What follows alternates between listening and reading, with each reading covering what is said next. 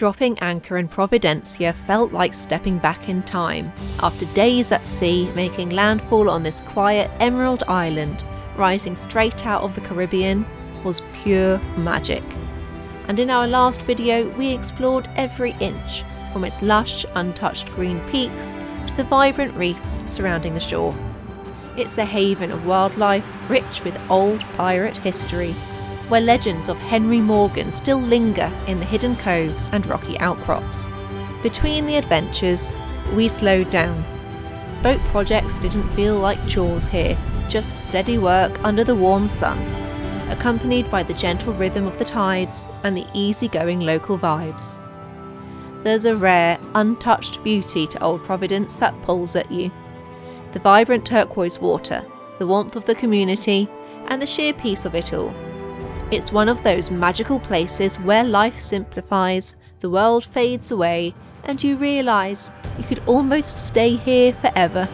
We are leaving. Right this minute. Right this 10 minutes probably.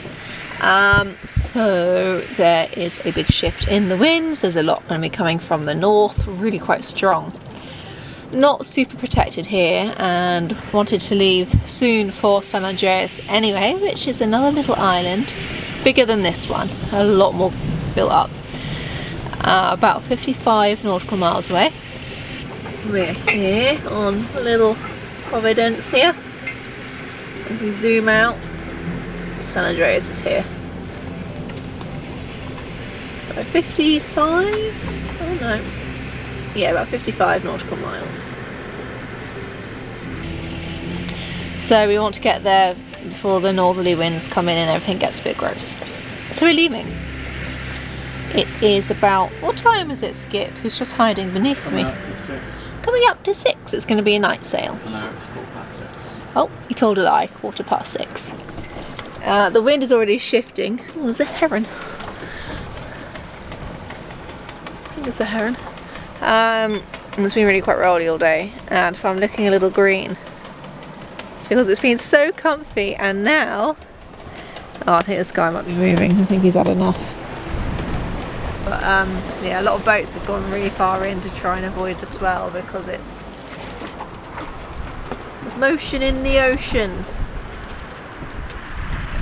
It's not bad, it's just, it's going to get worse. Oh, blimey, he's up. We're off. Hello. You ready? Just about. It's a statement of intent. Yeah. Pull up the anchor. We'll be off before the sun sets. Yeah. Which we can't see. It's behind clouds. Let's go.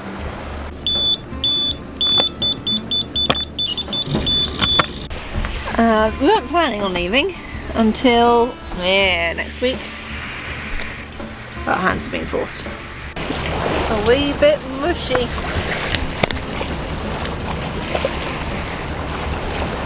Skip is somewhere up there. As much as we want to stay, a life at sea doesn't always console our hearts. Shifting winds, building seas, and impending weather hold all the cards, forcing our hand long before we're ready to go.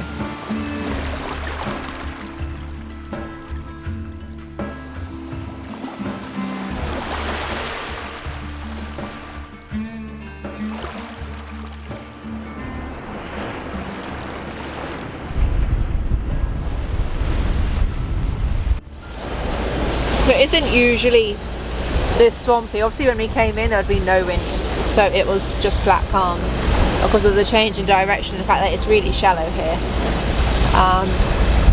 Reefs for a good half a kilometre maybe, not a little bit more. So yeah, the change in wind direction, the swell and the shallow patches and reefs make it a little bit bumpy. There's a teeny tiny boat out there and they are looking like they're at a theme park. If I feel rough here, and I do, I would not be alright on that boat. Aye aye aye. But yeah, we said goodbye to a couple of boats before we left.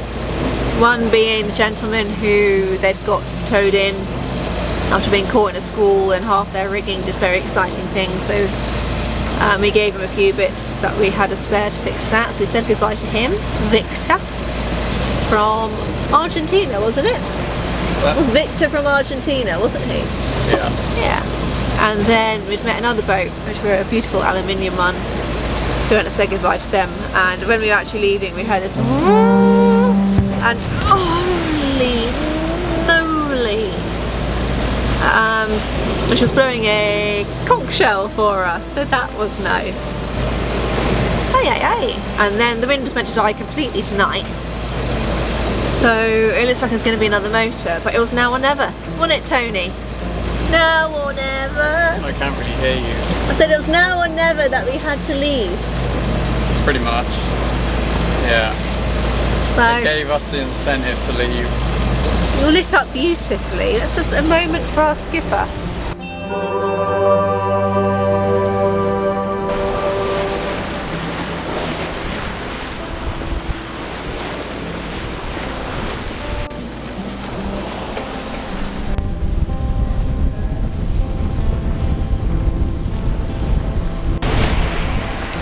Okay, so it looks like the forecast has changed very last minute, and we're getting the northerly breeze that was meant to be quite close to Nicaragua. So yeah, we're getting some of that. I think I've seen it go up to 20 knots. So it's a bit of a downward sail. We've got the Genoa out. We need to turn 10 more degrees to port, so it will be pretty much dead downwind. Overall, it's okay. It's a bit rolly, but I think it's better than the motor.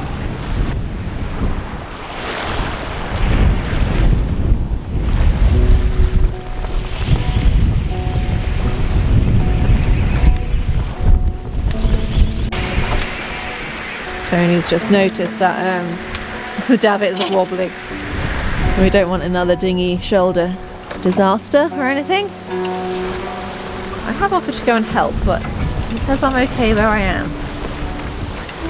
I have given an idea though, which I think might be being used. So yeah, it's just because we're a bit rolly, the dinghy's moving side to side and it's main one of the davits loose. If not both of them.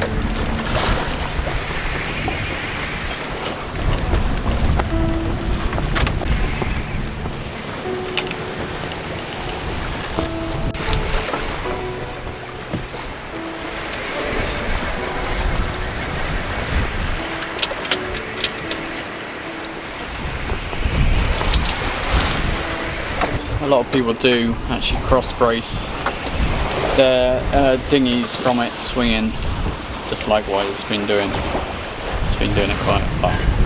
Yeah. It's very rolly out here. It is pretty rolling, so It's a heavy dinghy and it picks up momentum, and it's a little bit much for those davits when it does that. I think so, yeah. Aye.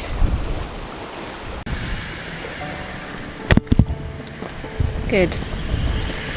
Morning, it's just gone 12. Oof, I'm about an hour. I am exactly an hour into my watch. I didn't manage to really fall asleep beforehand because I was being quite sick.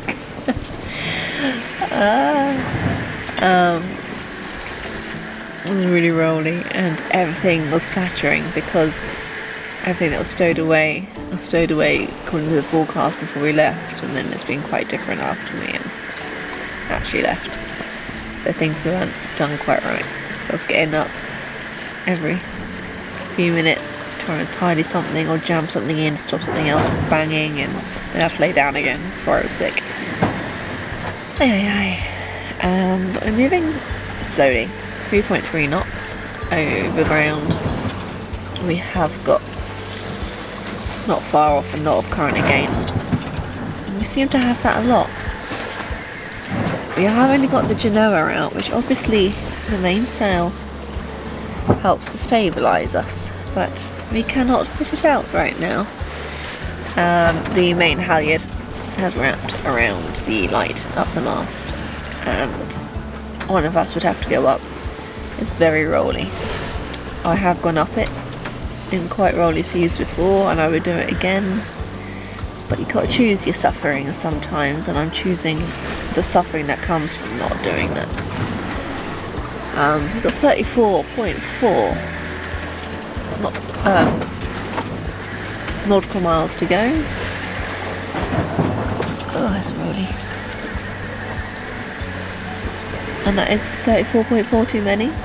I was so excited for this sail, and then I felt sick in the anchorage today, and I just thought, oh no.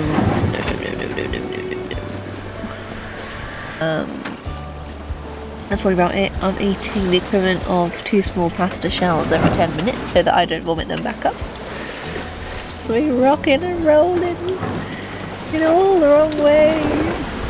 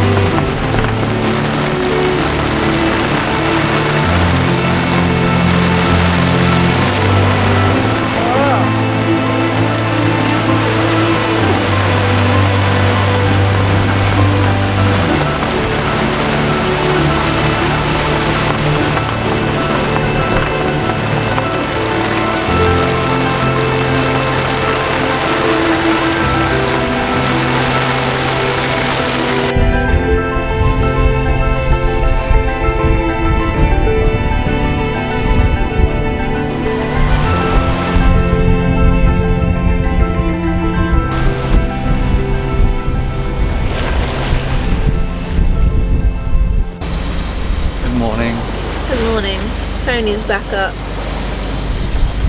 I had much more dramatic shifts than Tony, although I have had to wake him up as a result, so I do feel a bit bad. But my first one, suddenly all these vessels appeared in all and every direction, somehow all coming for us. None of them showed up on AIS until they were within a mile. Not even a Class A sailboat, which looked like it was a military boat, not a sailboat. I'm trying to dodge them. We did a lot of moving around them, didn't we? We did. And 2 were rather close as a result, because things were so slow to go up on AIS and you were trying to work it out, and Tony's there with a binocs. So yeah, I don't know what was going on there. And then Tony came on and there were no boats, except for ours. And then when I came back on again, I said I reckon he saw these squalls coming, and although it had only been 2 hours, thought, oh, I'll get Bryony out, she can do this. So yeah, I've had all the vessels and I've had all the squalls. I did have a lovely rainbow, that was glorious. And now we're nearly there.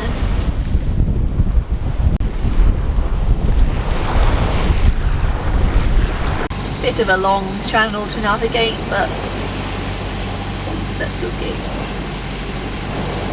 It was whilst going through this channel that the northerly winds really began to hit, and shortly after we anchored, the wind picked up further, into the 30s, and we knew that as much as we hadn't wanted to leave Providencia, we'd made the right decision. We are both pretty happy that we made the decision to move out of Providencia and into San Andreas, into this cove. We are really protected from the northerlies here, and in Providencia not so much. You can tell on No Foreign Land all the boats have moved around the cove to get out of the winds because there's not much protection there. I can see from here there's quite a few breaking waves. They look pretty steep. On windy it says it's 3 to 4 meters, so you don't want to be out there in this. But yeah, there's hardly any swell here, even though it's 30 odd knots. Yeah, glad we're here. I'm just about to cut Brownie's hair. What the hell have you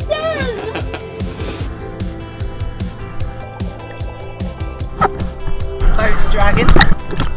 Brownie is just about to go up the mast.